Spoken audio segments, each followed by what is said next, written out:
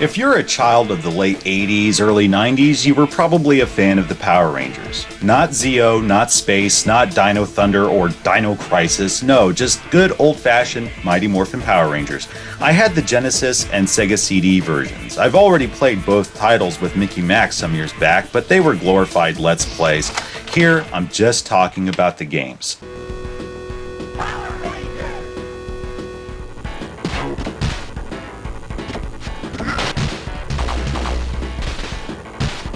Power Rangers is basically a fighting game with a story and battle mode, or versus if you will. Story mode follows the format of the show well. Your ranger of choice confronts one of Fenster's oddball creations on Angel Grove's Golden Gate equivalent, which is the only backdrop available for life-size matches. I don't get it. Was Angel Grove Park under refurbishment? What about the dock? They fought there all the time, you know? Never mind. Win the match and the creature grows larger. Hey, now you're in the city. Yeah, there's plenty of variety available to Zords and such, like a waterfall and Rita's Palace on the Moon. How about that? I guess they forgot to pay the same respect to the Rangers. If you play story mode, the only playable characters are the first 5 Rangers. You can switch Rangers between matches, which I like. It's a great way to enjoy them all in one sitting. Wait, what about the Green Ranger? Don't worry, he's readily available in Versus, and you can choose him once beaten in story mode. More phenomenal.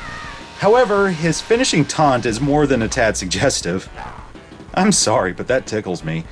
I do like the graphics, reasonably smooth animation, and the developers did an admirable job capturing the look and feel of the series. The music was definitely meant for a Genesis sound chip. It never ever ceases to delight me whenever I hear. Tell me it doesn't get you pumped. Like so many fighting games, if you should dial down the AI to pre-K, it's over and done with as quickly as, well, VR Troopers. Even if you kick it up a notch or 6, it's still a far cry from a suitable challenge. Controls mimic Street Fighter to a certain extent, though they're not all that precise. Performing a Hadoken isn't as hard as licking your elbow, but it can be a struggle. What really puzzles me is that Power Rangers only uses 2 buttons. They could have used a block button or something.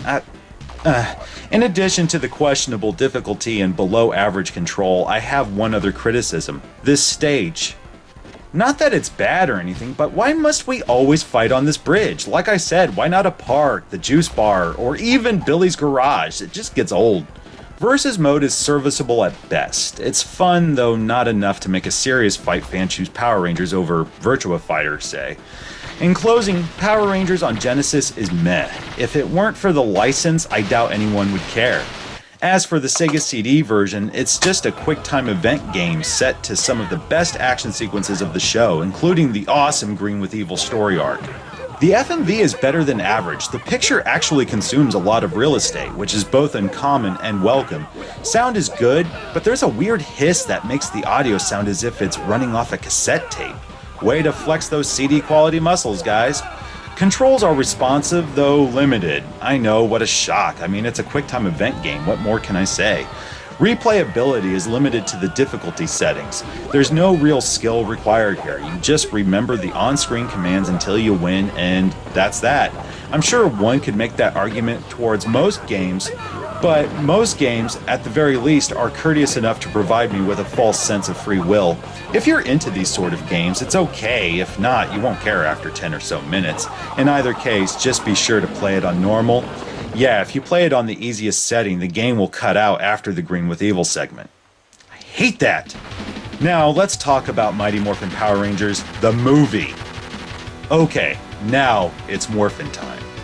Of all the Sega titles, this is easily my favorite. It's a side-scrolling beat-em-up in the vein of Streets of Rage. In fact, it reminds me a lot of Streets of Rage 2, what with double tapping forward and hitting attack to perform a semi-special move, even though you have a dedicated special attack button that drains almost a fifth of your life. Why is that even necessary? Like the original Genesis game, you're able to switch Rangers out as you march through 6 stages of nostalgia. You get to control all the Rangers as well as the Ninja Zords and Falcon Zord. Let's talk about the story for a moment. It's kind of strange because for whatever reason, rather than taking the action to Phaedos like the movie, Rocky, Adam, and Aisha think back to when they first joined the team. Because of this, you can actually control Jason, Trini, and Zack for 3 of the 6 stages. Not that it matters all that much, since you never take control of the teens, they're always morphed. On the plus side, you get to control the Thunder Zords and White Tiger Zord in battle mode. Even better, you fight Z-Putties and Lord Zed himself. That brings me to the visuals. It looks fantastic. Some of the backdrops can look a little bland, but they are pretty loyal to the series, so I can't complain. The Rangers have all their signature moves, and watching the Z-Putties explode into a dozen great chunks is always satisfying. The music's even better. They're actually 16-bit renditions of Ron Wasserman's iconic tracks from the show, like Fight and I Will Win. Very cool. There are a ton of cutscenes with plenty of text. A lot of text, in fact. Thankfully, you can skip them. Yeah, they're cool, but it just slows things down. Some of the boss battles can be annoying. You fight Goldar a few times, and so often he'll just chill outside the boundaries of the screen. Also, you fight Ivan Ooze at the end, as expected. It's not a bad fight, though. There's no death blow. Instead, it just cuts away to a brief standoff that concludes with Ivan getting struck by the comet, just like the movie. Kind of disappointing. Unlike the Streets of Rage series, the game itself isn't paced very well. These beatdowns will go on and on for what feels like an eternity. They're timed, but the action grows tedious after 30 seconds. When all is said and done, Power Rangers the movie is a good game. Like I said, of all the titles I've tried here, it's the best, especially if you're in the mood for some multiplayer action. Which reminds me. Oh, darling. It's morphin' time! Mastodon! Pterodactyl! Triceratops! Saber-tooth tiger! Tyrannosaurus! Power Rangers!